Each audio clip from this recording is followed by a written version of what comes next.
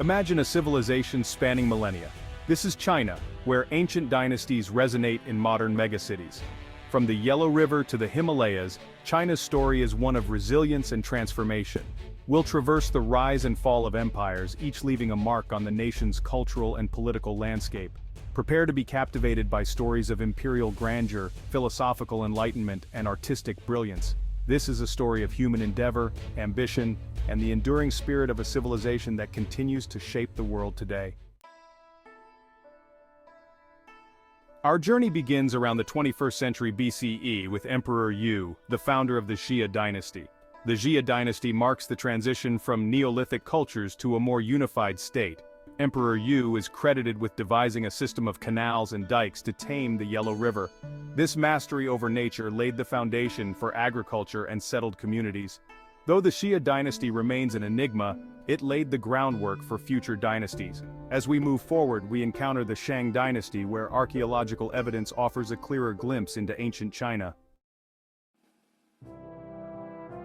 Around the 16th century BCE, the Shang Dynasty emerged, ushering in an era of cultural and technological advancement. The Shang left behind intricately crafted bronze vessels, jade ornaments, and the earliest examples of Chinese writing. Oracle bones provide invaluable insights into the Shang Dynasty's beliefs and social structure. The Shang excelled in bronze casting, producing elaborate vessels and weapons. Internal strife and conflict with neighboring tribes weakened their power, paving the way for the rise of the Zhou dynasty. The Zhou overthrew the Shang in the 11th century BCE, inaugurating the longest-lasting dynasty in Chinese history. This monumental shift marked the beginning of a new era, characterized by significant political, social, and cultural transformations that would shape the future of China for centuries to come. The Zhou implemented a feudal system, dividing the land among loyal lords. These lords, in turn, governed their own territories and pledged allegiance to the Zhou king. This system allowed for a more manageable administration of the vast lands, but it also sowed the seeds of future conflicts. This system eventually led to decentralization and the Warring States period.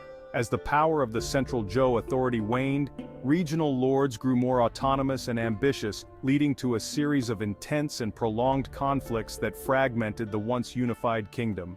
The Zhou era was a period of profound intellectual and philosophical ferment, giving rise to Confucianism, Taoism, and legalism. These schools of thought emerged as responses to the social and political turmoil of the time, each offering unique perspectives on governance, ethics, and the nature of human existence. Confucius emphasized moral virtue and social harmony, advocating for a society based on respect, family loyalty, and righteousness. Meanwhile, Lao Tzu, the founder of Taoism, advocated for living in harmony with the Tao, or the natural way of the universe, promoting simplicity, humility, and inner peace. The Zhou dynasty's philosophical discourse laid the foundation for China's enduring cultural and ethical values. These philosophies not only influenced the governance and social structures of ancient China, but also left a lasting legacy that continues to resonate in modern Chinese thought and culture. As we transition to the Qin dynasty, we'll witness the emergence of a unified China under Qin Shi Huang. This unification brought about significant changes, including the standardization of laws, currencies, and even written script, setting the stage for the future of the Chinese Empire. The Warring States period ended in 221 BCE with the victory of the Qin state. Qin Shi Huang unified China, proclaiming himself the first emperor and initiating sweeping reforms. He abolished feudalism, creating a centralized bureaucracy. Qin Shi Huang standardized weights, measures, currency, and the written script. He launched ambitious infrastructure projects, including the precursor to the Great Wall. Despite his harsh rule, Qin Shi Huang's unification laid the foundation for a unified Chinese identity. As we move forward, we enter the Han Dynasty, a golden age characterized by territorial expansion and flourishing trade.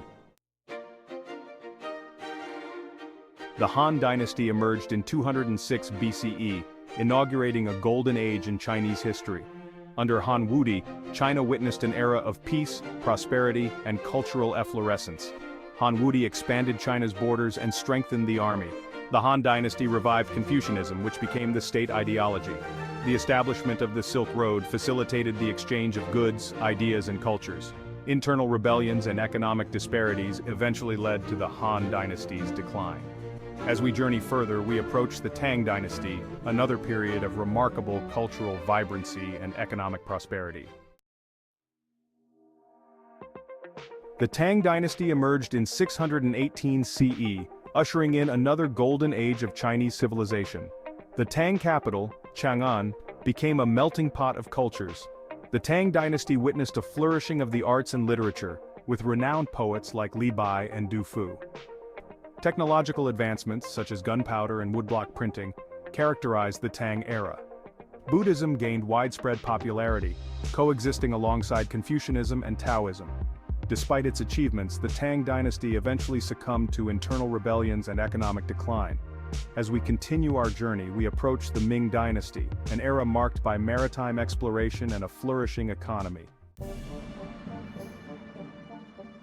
The Ming Dynasty emerged in 1368, restoring native Chinese rule after the fall of the Mongol-led Yuan dynasty.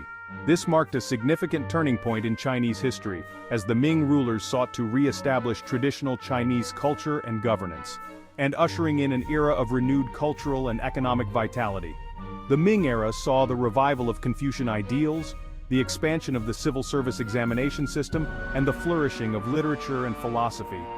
The early Ming emperors focused on rebuilding the nation after years of foreign domination.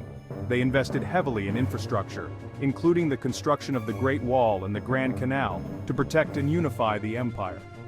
Under the Yongle Emperor, China launched naval expeditions led by Admiral Zheng He. These voyages were unprecedented in scale and ambition, showcasing China's naval prowess and expanding its influence across the seas. These voyages reached Southeast Asia, India, the Arabian Peninsula, and Africa. Zheng He's fleet, consisting of massive treasure ships, established trade routes and diplomatic relations, bringing back exotic goods and fostering cultural exchanges. The Ming Dynasty witnessed a flourishing of the arts and culture with advancements in painting, literature, and theater. The period is particularly renowned for its exquisite porcelain, which became highly sought after both domestically and internationally, with porcelain production reaching new heights. Ming porcelain, characterized by its delicate craftsmanship and intricate designs, remains a symbol of the dynasty's artistic achievements. Despite its early dynamism, the Ming Dynasty gradually declined due to internal corruption and isolationist policies. The later years were marked by political infighting, economic troubles, and a failure to adapt to changing global dynamics. As we transition to the Qing Dynasty, we enter the final chapter of Imperial China. The Qing would build upon the Ming's legacy while facing their own challenges, ultimately leading to the end of thousands of years of imperial rule in China. The Qing Dynasty began in 1644, marking the last imperial dynasty to rule China. The early Qing emperors, particularly Kangxi and Qianlong, oversaw a period of peace and prosperity. They expanded China's borders and patronized the arts. However, challenges began to mount during the late Qing Dynasty, including economic hardship and corruption. The arrival of European powers seeking trade and territorial concessions added to the Qing Dynasty's woes. Internal rebellions such as the Taiping Rebellion further challenged the Qing Dynasty's grip on power. These pressures culminated in the fall of the Qing Dynasty and the birth of the Republic of China. The Xinhai Revolution in 1911 was a pivotal moment in Chinese history. It led to the abdication of the last emperor of the Qing Dynasty, ending over 2,000 years of imperial rule in China. This monumental event paved the way for the establishment of the Republic of China in 1912, a new era that promised modernization and reform. Sun Yat-sen, a revolutionary leader and visionary, became the provisional president of the newly founded republic. His ideals of nationalism, democracy, and the people's livelihood inspired many.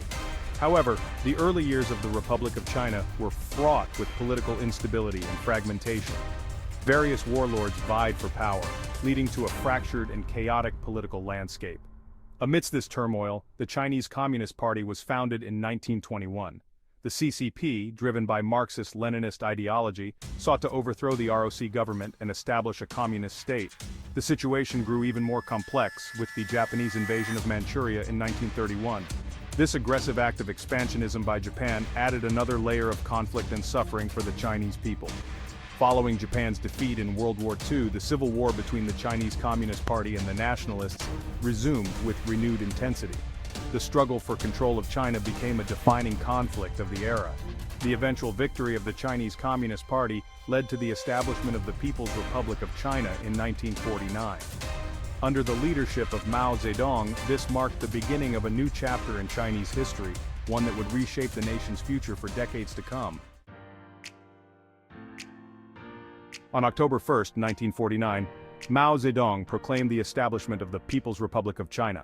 Mao's early years in power focused on consolidating control and rebuilding the nation. However, his ambitious economic policies, such as the Great Leap Forward, had disastrous consequences. The Cultural Revolution, launched in 1966, led to widespread chaos and suffering. Following Mao's death in 1976, Deng Xiaoping initiated economic reforms that transformed China's trajectory. Deng's reforms unleashed China's economic potential, lifting millions out of poverty. As we conclude our journey, we arrive at present-day China, a nation navigating the complexities of its newfound global influence.